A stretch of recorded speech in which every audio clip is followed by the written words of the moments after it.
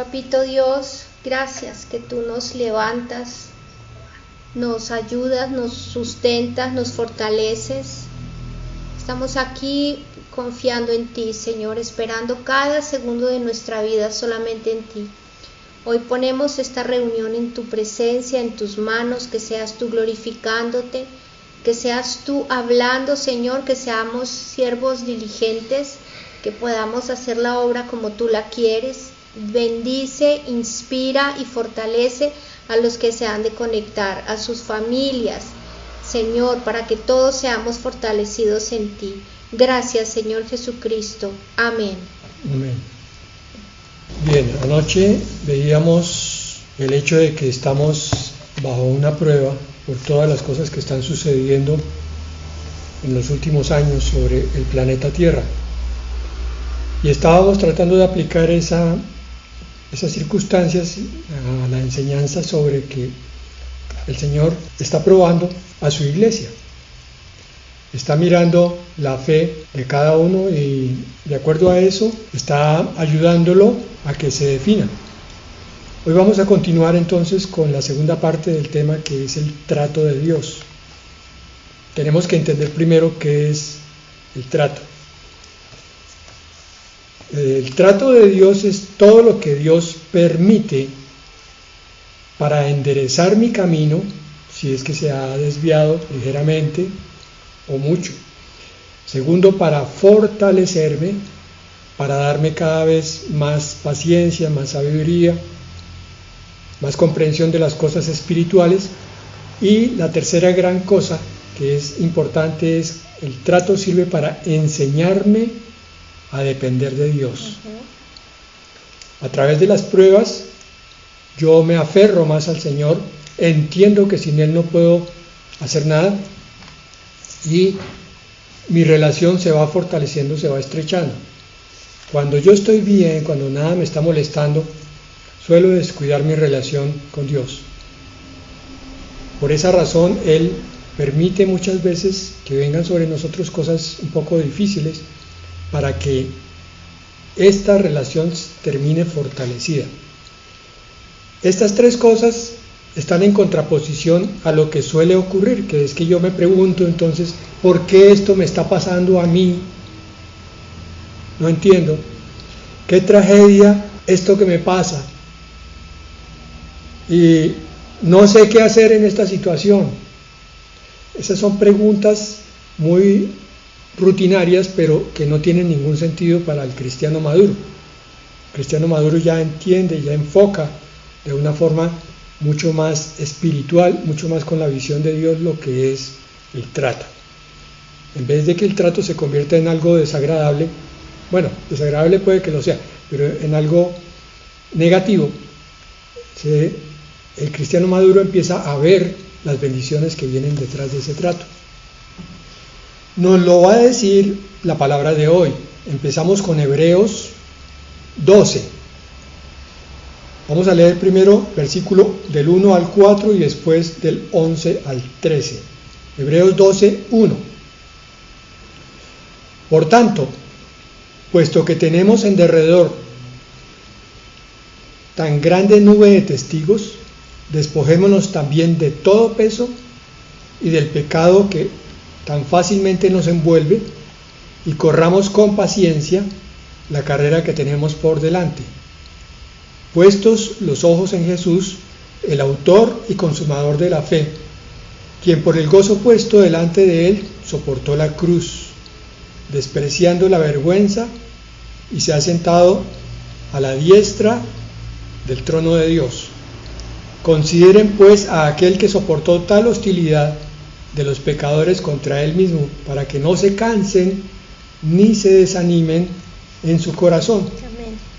Porque todavía en su lucha contra el pecado ustedes no han resistido hasta el punto de derramar sangre. Pasaje muy, muy importante que tenemos que analizar. En el versículo 1 se establece lo que es nuestra norma de vida. Vamos a ver qué nos dice allí. Hay varias cosas que enumera. En primer lugar, dice, despojémonos también de todo peso. Eso significa que para que yo pueda soportar la prueba, tengo que aprender a despojarme. Una palabra que hemos tocado varias veces en las predicaciones, en las enseñanzas, pero que no sé si ha sido asimilado al espíritu. Despojarme es quitarme algo, obvio, pero es desprenderme de algo acostumbrado. Con eso quiero decir que a veces nuestras costumbres se convierten en enemigos de la voluntad de Dios o de la bendición que Dios trae o del entendimiento que nos quiere dar, porque decimos, no, es que yo siempre lo he hecho así, así tiene que ser hecho. Pero el Señor quiere venir continuamente a enseñarnos nuevas formas de vida plena y abundante. Y eso significa desprendernos de las formas anticuadas de vida. Por tanto, no te aferres, es una enseñanza que sale de esto, no te aferres a las cosas que ya conoces, ni a tu casa, ni a tu carro, ni a tu familia, ni a tus costumbres, ni a tus estudios, ni a tu dinero, porque cada una de esas cosas puede cambiar radicalmente de un momento a otro. Despojarse significa también desprenderse de rutinas. Es que si yo no almuerzo a la 1 de la tarde en punto, lo demás se convierte en una tragedia, y a veces pasa. Entonces esa persona se pone de mal genio, empieza a pelear con todo el mundo porque simplemente tiene hambre, pero es que ya lo rutinizó de tal manera que esa es su forma de responder, y es una costumbre anticristiana. Despójese de eso. Y también tenemos que aprender a despojarnos, a quitarnos aún cosas y personas amadas que a veces nos jalan hacia abajo. Nos hemos entregado tanto en el afecto a esas personas o a esas cosas. Lo de las personas es obvio, pero lo de las cosas a veces, la casa, el carro, los muebles, el televisor, el computador, nos están apartando. Y las personas, incluso los seres amados, se pueden convertir en obstáculos en algún momento. No estoy diciendo que así como vendemos una casa, entonces salgamos del hijo o de la esposa. Estoy diciendo es que nos desprendamos interiormente, emocionalmente. Con eso digo, la persona sigue allí en su sitio físico, sigue en su sitio afectivo en mi corazón, yo lo sigo amando, pero ya no soy más dependiente de lo que diga, de lo que haga, de lo que no dijo, de lo que no hizo, porque si eso está obstaculizando mi vida, mi crecimiento espiritual, algo mal está ocurriendo en esa relación con esa persona. A veces nos volvemos adictos a ciertas personas y no nos damos cuenta de cuánta influencia, a veces muy negativa, otras veces no tanto, pero fuerte, de alguna manera, que nos empuja hacia un lado en vez de hacernos subir. Despojarme también de todo lo que estorba. Si me está estorbando un computador, ciérralo. De todo lo que me enfría. Hay muchas cosas que pueden ser costumbre, pero eso no deja que yo encuentre entonces el tiempo para buscar de Dios. De todo lo que me desmotiva. Como seres humanos que tenemos la carne, somos muy dados a mirar las cosas en su aspecto negativo, en su aspecto destructivo, en su aspecto obstaculizante. Todo lo que negativiza la vida debe dejarse a un lado, decía arriba.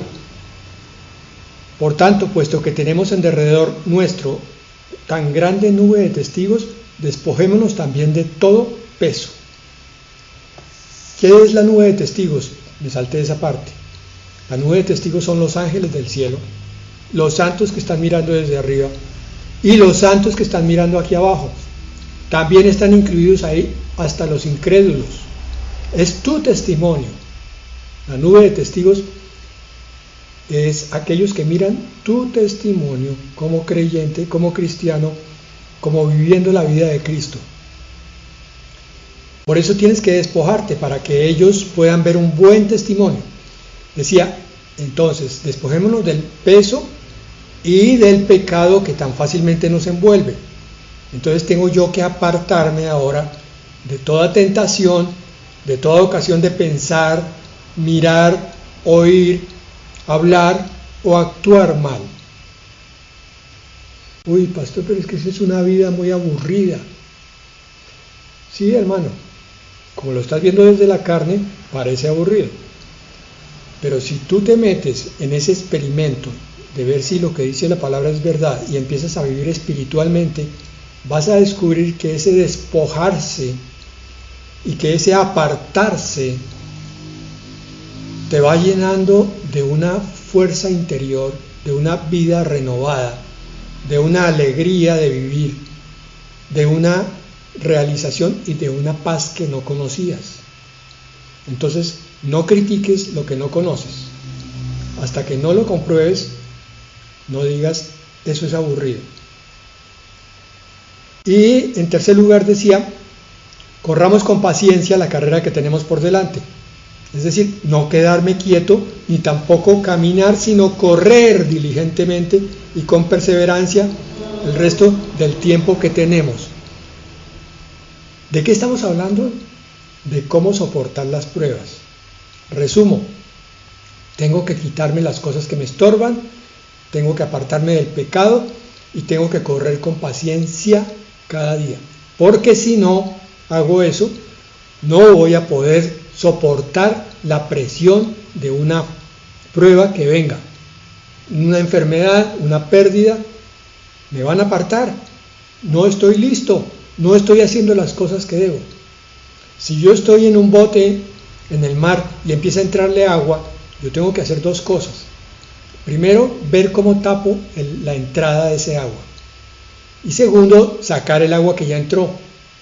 Yo no me puedo poner a pescar en ese momento, porque se me hunde el bote y ni pesco ni yo sobrevivo. Aquí es igual. Estas son las prioridades. Esta es una norma de vida. Repito, despojarse de todo peso, apartarse del pecado y correr con paciencia. Pero en el versículo 2 nos da un complemento que dice, puestos los ojos en Jesús. Versículos 2 y 3 nos muestran que no debemos mirar las cosas de este mundo. Ya quizás me han oído hablar de esto. Cuando viene el problema, yo no miro el problema, yo miro a Jesús. Tengo que levantar mis ojos al cielo. No debo continuar mirando los problemas de aquí de la tierra. El grandísimo error que cometemos cuando no somos maduros, cuando estamos apenas empezando. Miramos los problemas, nos engolosinamos en ellos, le damos 300,000 vueltas, los contemplamos por todos lados y terminamos derrotados y deprimidos antes de empezar la batalla.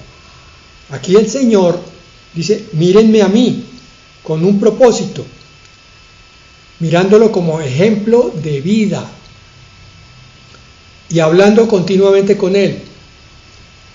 ¿Cómo miro yo el ejemplo de vida si no lo conozco? Pues, hermano, sencillo, hay que leer los evangelios, hay que leer las epístolas de Pablo donde se habla de Jesús. Cuando yo tengo el problema, recuerdo esa palabra, mejor, el Espíritu Santo me la recuerda y me sirve entonces de modelo para actuar como Él actuó ante los problemas, y Él sí que tuvo problemas. Y en el versículo 4 nos decía que nosotros todavía no hemos tenido una lucha tan grande hasta el punto de derramar la sangre. Este es el cuarto punto. Yo lo que tengo que tener es contentamiento aún por encima de mi problema, entendiendo que no hay nada tan grave por ahora como que no estoy batallando contra la muerte. Mi problema en realidad es pequeño. El Señor Jesucristo sí tuvo que enfrentar la muerte. la muerte dolorosa. La mía puede que venga algún día, pero este no es el caso hoy. No es que esté muriendo, no es que esté en un lecho agonizando. Por tanto, cualquier otro problema debo mirarlo con los ojos de Cristo. En eso consiste en tener la mente del Señor, en mirar como Él ve. Y aquí está una descripción de cómo el Señor ve los problemas. Así que este es el modelo para tu vida.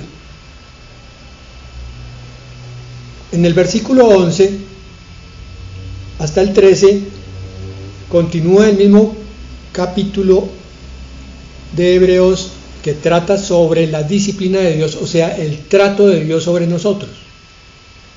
Dice, al presente, ninguna disciplina o trato parece ser causa de gozo. Muy cierto, a nadie le gusta el trato, la disciplina, sino de tristeza.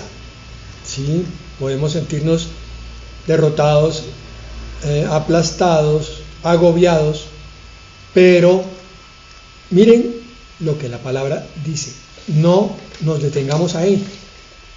Sin embargo, a los que han sido ejercitados o adiestrados en el trato de Dios, por medio de esa disciplina, después les da fruto apacible de justicia.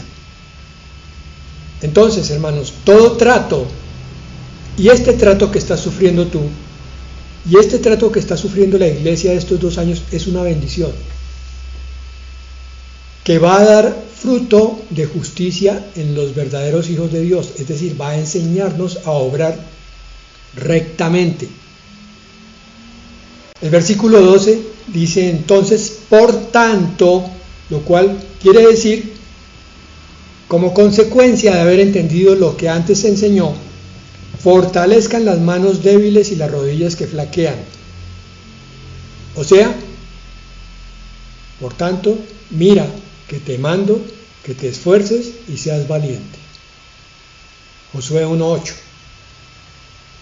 Cuando tengas el problema, no hagas lo que el niño, el pequeñito, se machucó el dedo y entonces va llorando a donde el papá y la mamá, ya se le pasó incluso el dolor intenso, pero él sigue llorando como si lo tuviera, porque lo que quiere es que lo alcen y lo consientan y le den besitos. Y media hora después todavía sigue llorando. Ese niño ya está un poco malcriado. El cristiano tiene derecho a sufrir y a sentir, tiene derecho a quejarse y a ir a la presencia de Dios agobiado. Pero lo que no debe hacer es mantenerse por periodos demasiado prolongados en ese dolor.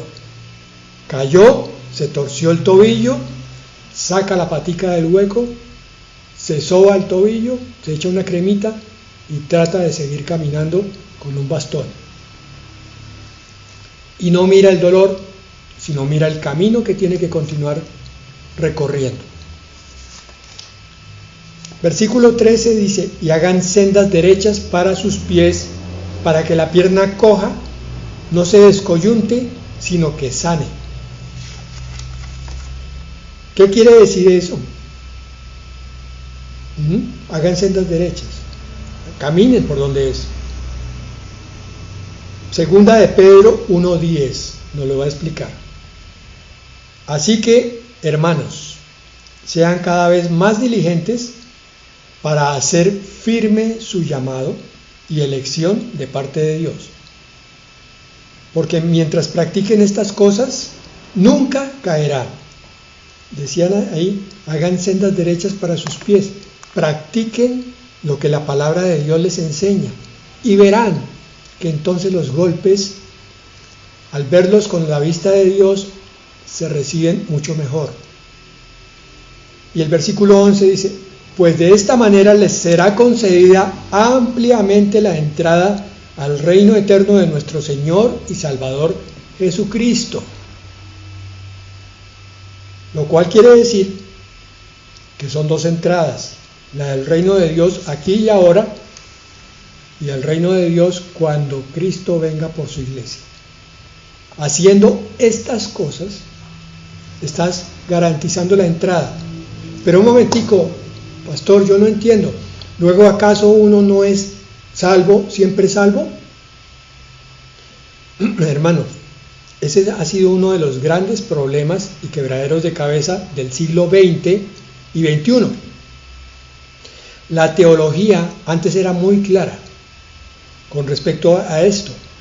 Se sabía que la salvación es un proceso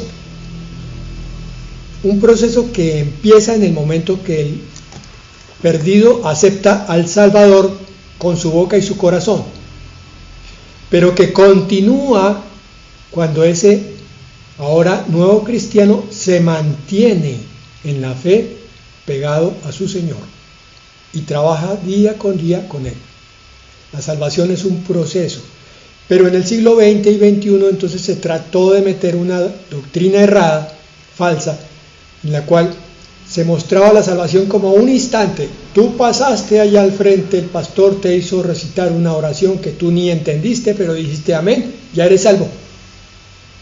¿Y qué vemos después?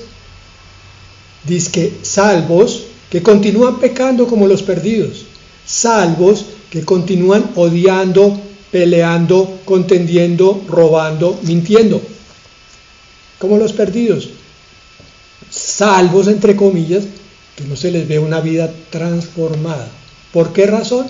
Porque no recibieron de corazón ni con entendimiento al Salvador y no se han mantenido en Él. Aquí dice claramente, mientras practiquen estas cosas nunca caerán. ¿Qué está diciendo? ¿Que la salvación se pierde? Tampoco. Lo que está diciendo es que el verdadero salvo es el que hace un compromiso frontal, completo y sincero con su Salvador desde el primer momento, y ese compromiso lo mantiene minuto a minuto de su siguiente vida, de la existencia aquí en la tierra, hasta que el Señor venga por él. La salvación es un proceso.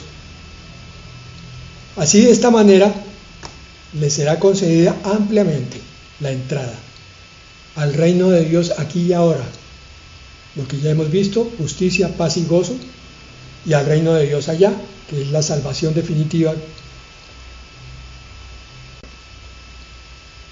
Primera de Pedro 1, 5 al 9. Miren cómo nos confirma lo que acabamos de decir. Versículo 5. Mediante la fe, mediante el compromiso de creer cada día, ustedes son protegidos o guardados por el poder de Dios. Si se pierde la fe, el Señor se aleja. Para la salvación que está preparada para ser revelada en el último tiempo. ¿Qué quiere decir esto? Que la salvación empezó con Jesucristo en el momento en que entró a tu corazón, pero se revela completamente cuando Él venga por ti, por la iglesia. Va a ser manifestada, va a ser entendida en su plenitud. La salvación es como el matrimonio. Yo no puedo casarme un día y después continuar viviendo como soltero. Mi compromiso es con mi pareja todos los días, en fidelidad, en verdad, en ayuda, en compromiso, en entrega. Versículo 6, en lo cual ustedes se regocijan grandemente, aunque ahora, por un poco de tiempo, si es necesario, sean afligidos con diversas pruebas. Si es necesario, claro, estas pruebas están probando la fe, que es más valiosa que el oro, para saber si con esa fe tú estás en el Señor o no.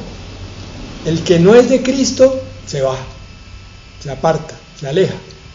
Pero el que es de Cristo termina fortalecido, termina más apegado a su Señor, y en madurez y en entendimiento.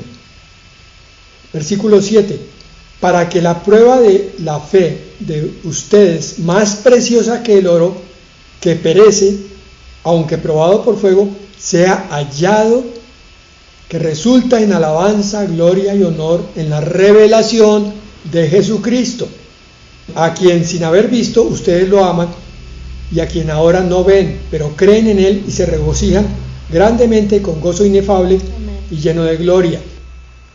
No hemos visto al Señor. No hemos visto al Señor, pero creemos en Él. Lo amamos, lo esperamos, lo anhelamos. Y miren, versículo 9, confirmando lo que les decía arriba, obteniendo como resultado de su fe la salvación de sus almas. Muy claro. En 1 de Pedro 1:9, la salvación es un proceso. Empieza cuando se acepta al Salvador y termina el día que el Señor viene. Y el último pasaje, 1 de Pedro 5:6-10. ¿Por qué leímos estos pasajes? Porque estos pasajes nos están mostrando por qué la prueba es necesaria. Porque nos decía Mateo 24, es necesario que estas cosas ocurran sobre el mundo. ¿Por qué? Porque eso está probando quién es quién. 1 de Pedro 5:6-10. Humíllense, pues, bajo la poderosa mano de Dios, para que Él los exalte a su debido tiempo. Qué versículo tan grandioso para que guardes. Primero, humíllate todos los días. Humillarte es primero que todo reconocer que tú sin Dios no puedes nada. Segundo, reconocer que tus hermanos siempre tienen algo que enseñarte, que tú no eres mejor que ellos y que por tanto no los oprimes. Cuando obras así, entonces estás practicando el amor a Dios y el amor al prójimo. Humíllate, pues, bajo la poderosa mano de Dios. Dios es el que controla todas las cosas. Por tanto, cada cosa que llegue a tu vida, buena o mala, Dios la controla. Viene de la poderosa mano de Dios, para que Él los exalte a su debido tiempo. Si tú te humillas, Él te exalta. Si tú te enorgulleces, te ensoberbeces, te vuelves desobediente y rebelde, Él te oprime y te aplasta. Esto es un trato cruzado. Si estás abajo, Él te pondrá arriba. Si estás arriba, Él te pondrá abajo. Muy importante tener eso como norma de vida, porque va a hacer que yo camine entendiendo qué es lo que Dios quiere. Pero te humillas y ¿qué haces? Primero, pues tienes la esperanza de que un día Dios te exalte. Cualquier día, el Dios que Dios quiera, que a Él le parezca, no el que tú quieres. Y mientras tanto, entonces, en el versículo 7, echando toda su ansiedad sobre Él, porque Él tiene cuidado de ustedes. Mientras no veas cómo el Señor te exalta, tú te colocas en las manos de Dios, le llevas todas tus cargas, descansas en Él, esperas en Él y confías en Él porque sabes que Él te está cuidando. Versículo 8, sean de espíritu sobrio, no pierdan el tiempo, no gasten dinero en cosas que no son, no gasten su tiempo tampoco en cosas que no son. Claro, pueden divertirse un rato. Estén alerta. ¿Por qué? Su adversario, el diablo, anda al acecho como león rugiente, buscando a quien devorar. No es que te vaya a matar, no es que vaya a producir un daño tan grave como el que le produjo a Job, por ejemplo. Acabó con sus hijos, acabó con sus posesiones, acabó con sus criados y acabó con sus ganados todo el tiempo. No, él va a venir frecuentemente es con pequeñas pruebas. Y a veces son varias pequeñas pruebas para agobiarte. Una acá, otra acá, otra acá, otra acá. A ver qué vas a hacer. ¿Terminas explotando y renegando? Por eso, estén alerta. Pero resístanlo. ¿Cómo? ¡Fuera, Satanás! No, firmes en la fe. Sabiendo que las mismas experiencias de sufrimiento se van cumpliendo en sus hermanos en todo el mundo. Yo cuando llego a esta palabra siempre digo lo mismo. La primera vez que yo leí encontré un tremendo consuelo en esta palabra. Ay, pero tan tonto, eso que dice el dicho, preciso. Mal de muchos, no. Aquí no es mal de muchos, consuelo de tontos. Aquí es confiar en una promesa del Señor, que Él está probando a todos por igual. Porque todos somos igual de valiosos para Dios, pero que un día nos va a exaltar a todos. Versículo 10, y miren cómo termina, de hermoso esto. después de que hayan sufrido un poco de tiempo, el Dios de toda gracia, que los llamó a su gloria eterna en Cristo, Él mismo los perfeccionará. Lo que estaba allí estorbando te lo quita. Afirmará. Si no estabas muy convencido, terminas con total certeza de que Dios es tu Dios. Fortalecerá. Mira que te mando que te esfuerces y seas valiente, y entonces ya puedes llevar la palabra de consuelo con la que Dios te está consolando a otro hermano que lo necesita, y establecerá.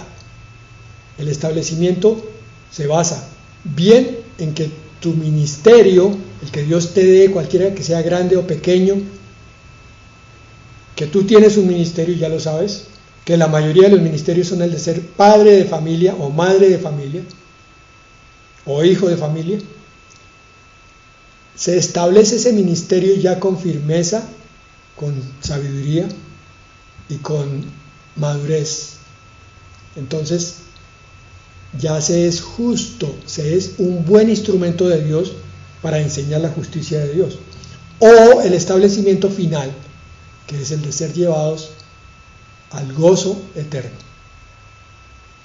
Bueno, mi hermano, la palabra dice claramente que todo obra para bien en aquellos que aman a Dios, que toda prueba que llegue a tu vida tiene un propósito de bendición siempre. Amén. Entonces, hoy estamos recordando que no es tiempo de mirar cuántas penas tenemos, sino que es tiempo de crecer, tiempo de gozarnos en las promesas de Dios y de tener esperanza en lo que Él va a hacer en nosotros. Este tiempo de prueba es la bendición oculta, mediante la cual el verdadero Hijo de Dios saldrá renovado. Estos 2 años que llevamos y los que vengan, y santificado. El verdadero Hijo de Dios va a crecer y va a ser limpiado para su encuentro con el Señor. Recuerden entonces que todo se trata, como vimos ayer, de escoger entre el miedo o Dios. Y de eso se trata la fe. Yo tengo fe cuando escojo a Dios. No tengo fe cuando escojo el miedo. Vamos a orar, hermanos. Querido Señor, en esta hora, puestos de acuerdo con toda humildad, nos humillamos bajo tu poderosa mano, Amén. Señor, para que tú nos exaltes cuando sea el tiempo. Hoy tú conoces todas nuestras ansiedades, problemas, situaciones. Estamos echando toda nuestra ansiedad sobre ti, Señor, porque sabemos que tú tienes cuidado de nosotros. Ayúdanos a ser sobrios y estar velando, Señor, porque sabemos que el diablo en cualquier momento viene a rugir, a meternos rabia, temor, tristeza, a querer dañar nuestra vida, viene a devorarnos.